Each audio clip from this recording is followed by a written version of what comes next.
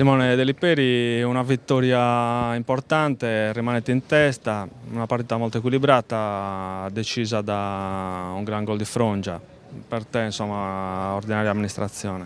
Sì, abbiamo fatto l'ultimo secondo tempo, credo, primo tempo un po' contratti. Sicuramente abbiamo dei colpi in ogni giocatore che dobbiamo sfruttare. Uno di questi è Bruno che calcia benissimo con il sinistro, quindi ne approfittiamo nelle punizioni, nei calci piazzati. È andata bene, abbiamo dimostrato di saper anche soffrire, di essere uniti in situazioni comunque di difficoltà e questa è una cosa positiva. Insomma, il vostro cammino sta andando secondo programma, l'obiettivo qual è? Quello di stare concentrati e di giocare una partita alla volta alla fine.